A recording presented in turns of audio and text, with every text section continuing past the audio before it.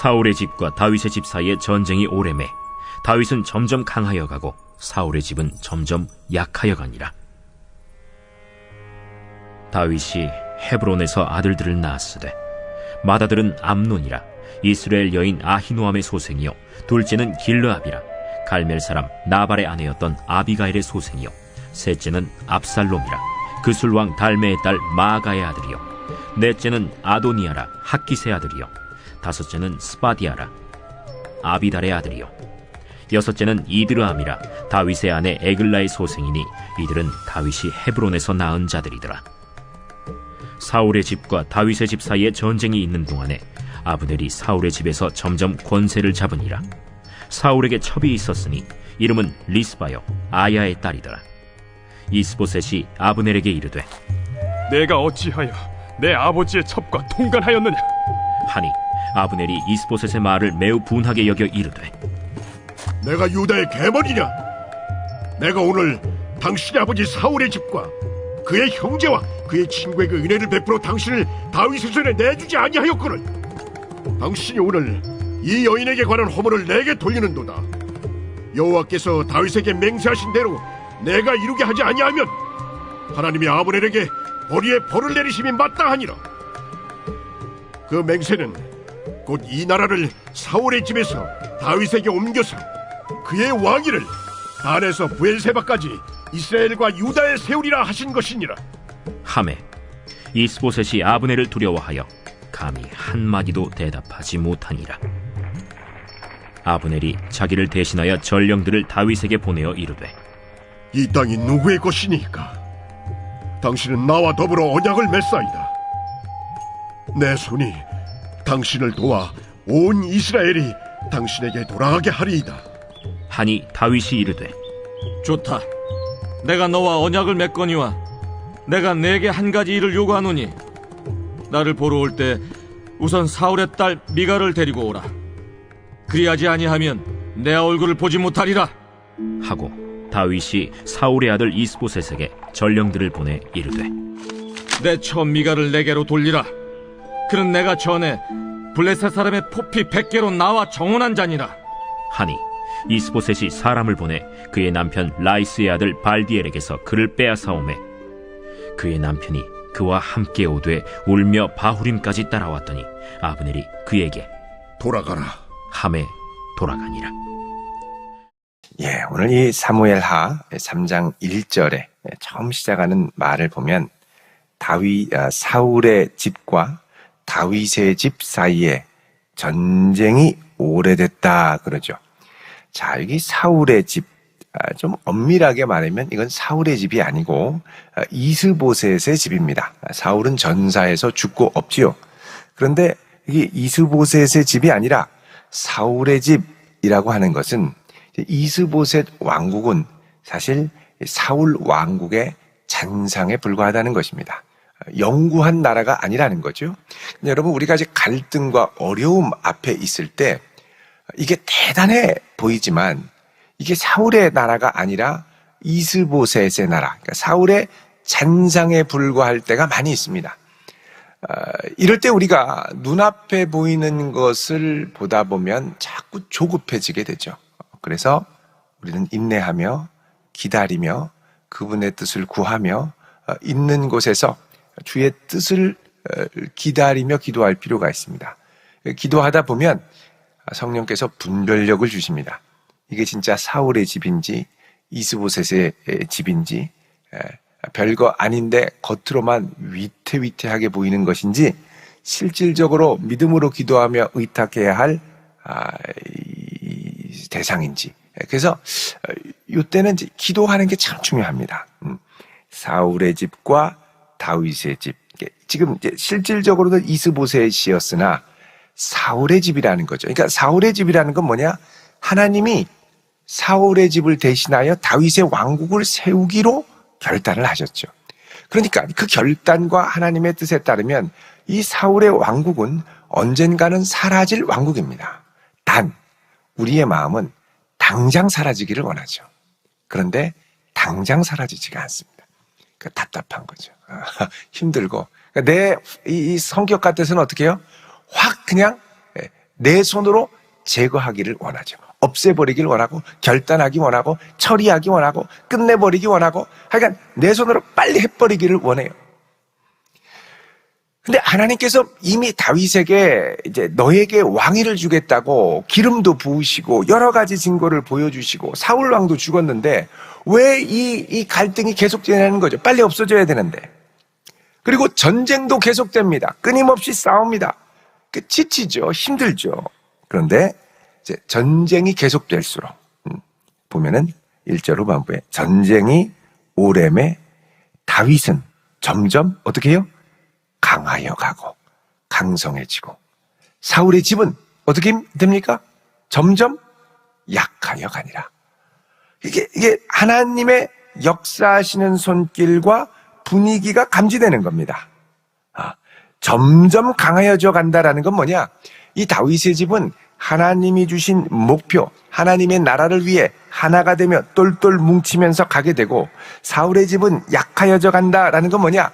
각자의 욕망을 따라 뿔뿔이 흩어지는, 시간이 갈수록 하나님의 나라를 위하여 하나가 되고 똘똘 뭉치는 게 아니라 시간이 갈수록 자기 살 길을 구하고 자기 욕망을 따라서 점점 흩어지는 인생들이 많아진다는 것이죠. 그러니까 이제 인생의 방향, 공동체의 방향, 이게 어떤 방향으로 흘러가느냐에 따라 분위기가 달라지는데, 우리가 이제 이걸 통해 하나님이 지금 역사하시는구나, 그 손길을 우리가 감지하면 인내하며 기다릴 수 있다는 겁니다. 인내하며 버틸 수 있다는 거죠. 우리는 늘 조급해서 빨리 전쟁을 끝나기 원합니다. 빨리 끝내면 좋지요. 그런데 하나님께서는 왜 자꾸 긴 전쟁을 허락하시냐는 거죠. 이미 끝난 싸움, 이미 내 마음에는 끝난 결론인데 하나님은 길게 갑니다. 여러분, 이 길게 가는 것도 우리가 다 이해는 못해도 하나님께 의탁할 수 있어야 됩니다. 사실 크게 백성들의 마음이 사실 이 다윗에게 다 기울어서 하나 되는 것이 필요하죠. 백성들의 마음을 다윗을 중심으로 하나로 묶으려면 다윗이 과감하게 이스보셋을 처단한다, 모두 반기를 드는 일입니다. 그런데 최선을 다해서 나름대로 했는데 결국 전세가 다윗에게로 기울었다. 그럴 때 사실 이 이스보셋 왕국의 모든 백성들의 마음이 기울어지게 되죠. 그러니까 마음을 생각하면 내 손으로 쉽게 처단하는 게 쉬울 수 있지만, 내 손으로 쉽게 처단하면 주변의 마음이 상하게 됩니다.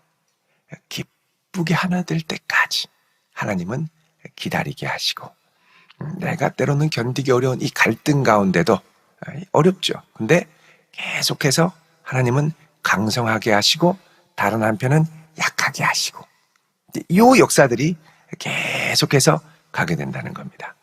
그래서 다윗에게 하나님이 지금 가르치는 건 뭐냐? 서두르지 않는 것.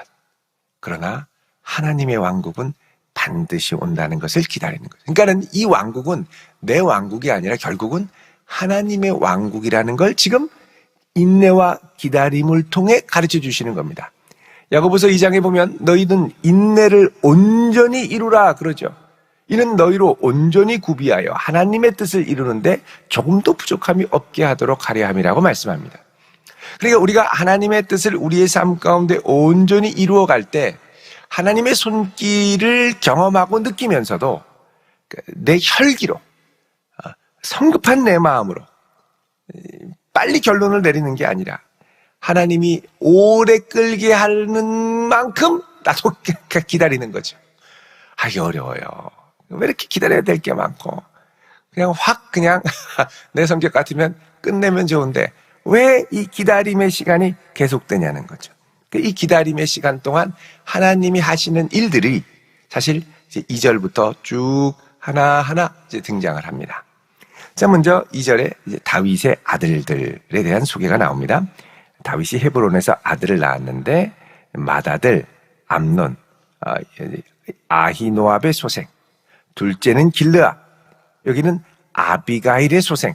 여러분, 이 아비가일은 유다 광야에서 다윗이 도망 다닐 때 나발의 아내였던 여인이 나발이 죽자 다윗이 취하게 됐죠. 사실은 이 아비가일의 소생 길드압 같은 경우는 물론 뒤에 이제 잘 나오지 않습니다. 나오지 않아서 아마도 어렸을 때 죽지 않았을까 이렇게 생각을 합니다만, 이 아비가일의 소생 같은 경우에는 유다 왕에서 태어났을 가능성, 심지어는 다윗이 블레셋에 도망갔을 때 났을 가능성도 있으나, 여기서는 명확하게 못을 박지요. 다 헤브론에서 나왔다. 이거는 다윗 왕가의 아들들이 모두 헤브론을 중심으로 한 정통성, 왜냐하면 유다에서 살 때의 수도가 헤브론이었기 때문에 유다 왕가의 정통성을 명확히 보여주기 위한 여러 가지 이제 진술들입니다.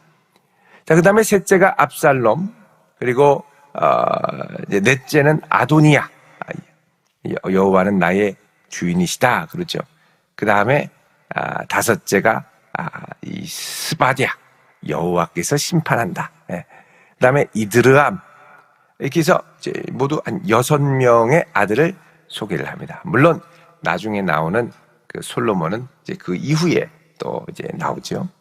어쨌든 간에 이 6명의 아들. 근데 이제 여기서 보면 이제 하나님께서 이게 다윗을 통해서 그의 나라를 이루어 가시는데, 이제 잠재적인 위험이 사실은 우리가 감지가 됩니다.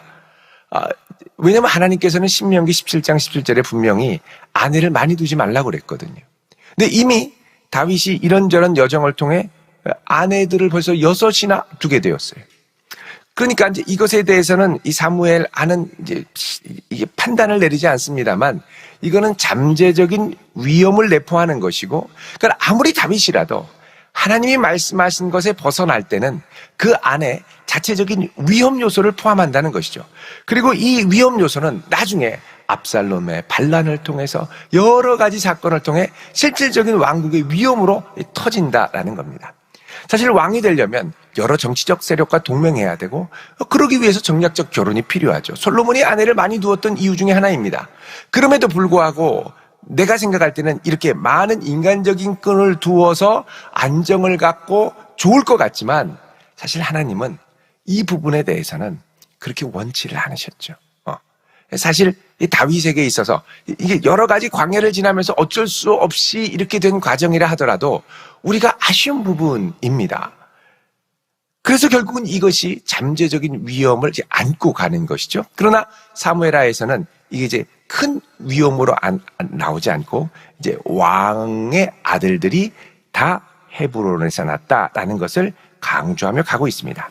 자, 이제 다윗은 이만큼 여러 자녀들과 아내들 다 헤브론에서 난 이들로 튼튼하게 다윗의 왕국을 세워가는데, 근데 6절에 이제 이와 반대로 사울의 집과 이제 사울의 집, 이스보셋의 집에 있는 이제 위기들을 이제 말씀을 하죠. 자, 사울의 집과 6절에 다윗의 집 사이에 전쟁이 있는 동안에, 자, 지금 한참 싸우고 있는 중입니다. 근데 그때 아브넬이 사울의 집에서 점전 권세를 잡으니라. 자, 사울의 삼촌이었죠. 그래서 이 아브넬이 점점 권세를 잡고 아주 백전노장이고 아주 노련한 사람이었습니다. 근데 이스보셋은 거의 허수아비였죠. 근데 이제 7절에 사울에게 첩이 있는데 이름이 리스바고 아야의 딸이다, 이렇게 등장합니다. 자, 이 리스바는 뒤에 사무엘하 21장 8절에 나옵니다. 나중에 이제 이 다윗의 왕국에 이제 기근이 드니까 이게 어떻게 된 건가 알아보니까 사울 집안의 사람이 기브온에게 흘린 무고한 피 때문에 그렇다. 그래서 이제 사울 집안 사람들 7명을 이 기브온 사람들에게 내어주게 되죠. 그래서 그들이 이제 죽게 되는데, 그 시신 앞에 울며 끝까지 계속 지키고 있던 여인으로 바로 이 리스바가 등장을 합니다. 그래서 나중에 사무엘하 21장에 10절 이하에 이제 그 리스바에 관한 행동이 나오는데, 어쨌든 간에 이 리스바가 있었죠. 그러니까 그만큼 이 사울 집안의 사람들의 많은 책임감을 느끼는 아주 큰 어머니와 같은 역할을 했던 여인이었다는 겁니다. 자, 그런데 이 이스보셋, 이 아브넬이 이 리스바와 통화를 한 거죠. 그 7절 중반에 보면 이스보셋 왕이 아브넬에게 내가 어찌하여 내 아버지의 첩과 통관하였느냐? 이렇게 얘기를 하죠. 자, 여러분, 이 사울의 왕의 첩과 통관을 했다라는 건 뭐냐면 사실 이제 왕위 계승권이 없는 사람이 왕위를 계승하는데 정당한 권리를 확보하는 수단이 되기도 했습니다. 그러니까 이제 아브넬은 일종의 정치적인 의도가 있던 거죠. 내가 비록 2인자로 이스보셋 조카를 두고 있지만 내가 사실은 왕과 다름이 없어. 그러면서 사울의 첩과 잠자리를 같이 한 거예요. 물론 사울은 이미 죽어서 고인이 되었죠. 자, 그런데 이제 문제는 이거 그냥 눈 감고 봐줄 수도 있습니다. 왜냐하면 지금 전쟁이 한참 일어나고 있었기 때문에 나중에 전쟁 끝나고 얘기할 수 있죠. 근데 전쟁 한참 중에 이 말을 해서 혹여나 이 아브넬이 이제 열이 받아가지고 뚜껑이 열려서 막 틀어지고 이러면 상당히 이 전쟁이나 전세 자체도 위태해지는 상황입니다. 근데 왜 이 전쟁 중에 이야기를 했느냐라는 것이죠. 그것은 아마도 이렇게 다급하게 이야기했을 정도면 이 리스바는 이스보셋의 어머니였을 가능성이 있습니다. 어머니. 전쟁 중인데 이 아브넬이 우리 엄마와 이랬다. 같은 잠자리 침실에서 나왔다. 그럼 이스보셋도 이거는 참을 수 없는 거죠. 물론 아브넬은 이미 왕처럼 좌지우지하고 있었습니다. 그런데 이것만큼은 내가 못 참겠다라는 것이죠. 그래서 가서 이야기를 했습니다. 그러자 8절에 아브넬이 이스보셋의 말을 매우 분하게 여겼다. 여러분 이게 뭐냐면 지금 아브넬은 벌써 자기 욕망대로 사는 사람이었습니다. 이스라엘의 실질적인 통치자, 지배자는 나야. 이거를 이 전쟁 가운데 막 백성들에게 과시하는 거죠, 사실은. 그래서 내 말을 들어. 이겁니다. 이스보셋은 완전히 무시하고. 근데 이 이스보셋이 용기를 내서 딱 얘기를 했더니 아브넬이 아주 분하게 여기면서 뭐라 그러냐면 8절에 내가 유다의 개 머리냐? 그러죠. 여러분, 이 개는 오늘날 개 그러면 애완견 이렇게 생각하는데 그 당시에 애완견은 없었습니다. 다 길거리를 배회하면서 쓰레기를 먹고 뭐 이랬던 들짐승과 같은 존재였죠. 내가 유대의 개 머리냐? 이 머리는 상당히 고상하게 표현을 한 것이고 사실 이거를 세자로 대가리 이렇게 얘기를 하죠. 이게 상당히 거친 욕입니다. 사실은 내가 유다의 이 개대가리인 줄 아느냐? 이러면서 얘기를 하고 내가 오늘 당신의 아버지 사울의 집과 그의 형제와 그의 친구에게 은혜를 베풀어 당신을 다윗의 손에서 내주지 아니하였거늘 당신이 오늘 이 여인에 관한 허물을 내게 돌리는구나. 그러니까 자기는 아무 잘못이 없다는 거예요. 그러니까 내가 이렇게 한 거는 왕처럼 거의 절대적인 권력을 갖고 너 죽는 거를 막아줬는데 내가 이 정도는 해도 되지 않느냐라는 식으로 자기를 이제 드러내고 압박을 하는 거죠. 그러면서 이제 더 나아가서 뭐라 그러냐? 여호와께서 다윗에게 맹세하신 대로 내가 이루게 하지 아니하면 하나님이 아브넬에게 벌 위에 벌을 내리심이 마땅하니라. 자, 여호와께서 다윗에게 맹세하신 대로 내가 이룬다. 이게 뭡니까? 여호와께서 다윗에게 맹세하시는 것은 그에게 왕위를 주는 건데 그럼 북이스라엘을 다윗에게 갖다 바친다는 얘기 아닙니까? 이거 반역이에요. 그러면 하나님이 내게 벌을 내리기를 원하시는도다. 이렇게 얘기를 하는 거죠. 그러니까 이 이스보셋의 마음은 완전히 쫄깃해지는 겁니다. 10절에 그 맹세는 곧 이 나라를 사울의 집에서 다윗에게 옮겨서 그의 왕위를 단에서 부엘세바까지 이스라엘과 유다에 세우리라 하신 것이냐. 단 그러면 이스라엘의 최북단 경계, 부엘세바는 최남단 경계입니다. 유다의. 그러니까 이 단에서 부엘세바까지 이스라엘 전체를 다 다윗에게 준다고 하니 11절에 이스보셋이 아브넬을 두려워하여 감히 한마디도 대답하지 못합니다. 자, 그래서 아브넬이 자기를 대신해서 전령들을 다윗에게 보냈죠. 그러면서 이 땅이 누구의 것입니까?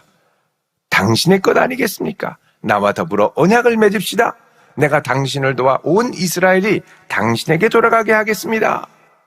얼마나 솔깃한 좋은 제안입니까? 다윗이 좋다. 그러나 조건이 있는데 사울의 딸 미가를 데리고 와라. 사울이 광기 어렸을 때 미가를 다른 사람한테 시집 보내죠. 다시. 내 아내였는데 이 블레셋 사람의 포피 100개를 베고 나와 정혼을 한 자니까 내게로 데려와라. 자, 사울의 딸 미가를 다시 데려오는 이유는 정치적인 포석입니다. 사울의 왕가의 딸과 결혼하면 내가 그 집안 사람과 결혼하는 것이 되죠. 그러니까 이질적인 왕이 아니라 여전히 다윗도 사울 왕가의 정통성을 이어가는 사람으로 간주가 되는 겁니다. 그러니까 백성들의 반발과 왕의 정통성의 이 정통성을, 왕의 계승의 정통성을 확보하기 위해 필연적인 조치였죠. 그래서 이 얘기를 하니까 아브넬이 좋다라고 합니다. 자, 근데 여기에 사실 이제 조약을 맺으면 아브넬도 제시할 게 있어야 됩니다. 그럼 나는 이걸 원하니 이렇게 하십시오. 이 나라 전체를 드리니 나에게도 뭔가를 줘야 되지 않습니까? 이게 있어야 될 거라는 거죠. 근데 이제 요거는 성경이 침묵을 합니다. 근데 나중에 요압과의 관계를 우리가 고려해서 보면 아마도 여러분 보통 이렇게 정치적으로 뭐 충청과 서울 이렇게 연합한다.